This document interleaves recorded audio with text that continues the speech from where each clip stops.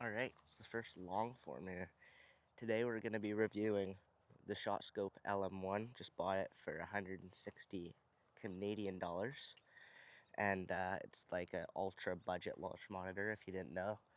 By the way, sorry for not posting in a long time because it was tournament season and now we're out of it. So now I can post a lot more, but we're just going to play this hole. I'm going to hit some drives, some longer irons, some mid irons, some more wedge kind of shots. And just see what kind of numbers.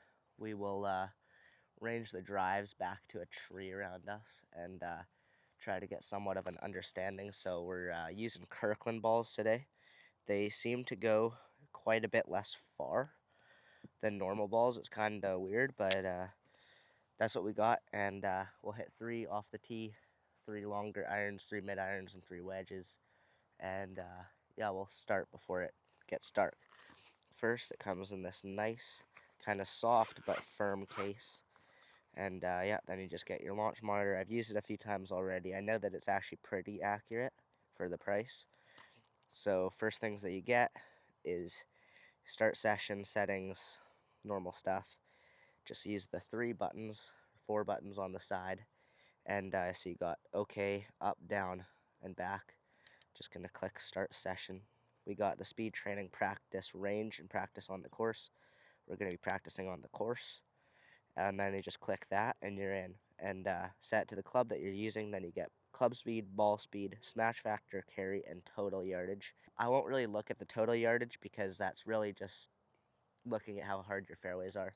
And it's pretty hard for that to range. Now we're just going to set it 5 feet about from where behind the ball is. So we're going to tee up our first ball. We will hit our first shot. Alright, so that was a pretty good shot. I'm swinging it really slow today. I don't know if you guys can tell. And the Kirkland balls go super short, so that combination makes me look really short. But for that, we got 92 club, 135 ball, 146 smash, and 216 carry. So we're going to hit another. Maybe try swinging a little bit harder at this one.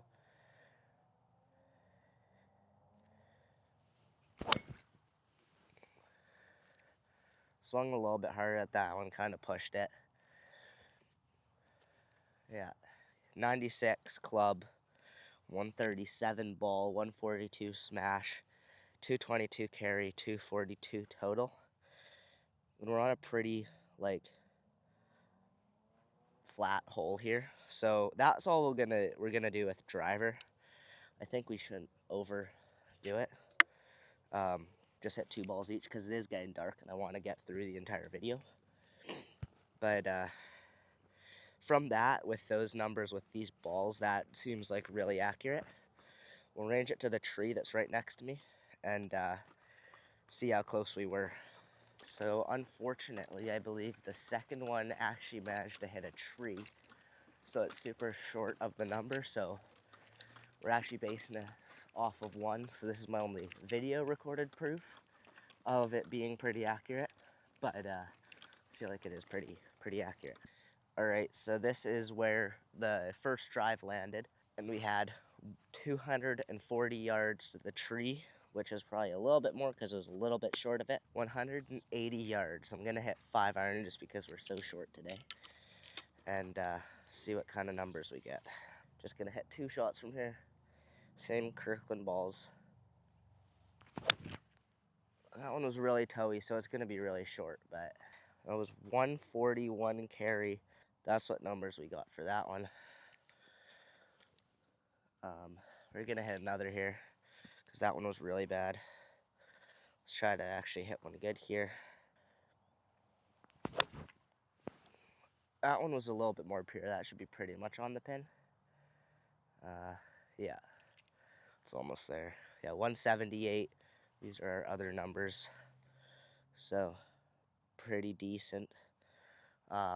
Now we're going to go and do like 145-ish yard shot. Alright, so this is where the first drive landed. We have 145 to the pin, but we're going to hit an 8 iron because we're not feeling it today. I'm just trying to kind of somewhat land this one on the pin and see what kind of numbers we get. That one's pretty good. Pretty well on the pin. Yeah, a little bit short. Yeah, so we got 82 and 99 ball. I believe those numbers pretty well. That's probably about the number because that one barely rolled up onto the green. We had 145. So, yeah, I believe that landed that 10 yards short. That one was a little bit pulled. Yeah, very similar on that one. I drawed that a little bit more, but can't measure spin. So those are the numbers that you're getting: 34 carry, 83, 99. I'm believing those numbers actually pretty well. Now we're gonna head on up to the 100-yard mark, hit some wedge shots, and then we'll collect all the balls. So this is a trick that I learned from watching another guy's video. So I'm gonna hit a 54 here pretty much full, but since I'm gonna hit it a little bit lower, I'm gonna put it on gap wedge because then the spin and height will be similar and we'll get a more accurate reading. So then set it up about 5 feet behind the hole, throw a few balls out here, range the hole. So 104 to the pin. So I'm actually gonna hit gap wedge. Gonna hit a lighter gap wedge. So now gonna do that same trick but put it on pitching wedge and try to get the same similar kind of numbers. We'll see what we can do. So that should be pretty much on the pin, maybe a little bit short. Yeah, 93 to a 100 pretty much pin. That might be a little bit short. I'm gonna put it back to the gap wedge. See if that helps, because I feel like that's a little bit longer, but we'll see.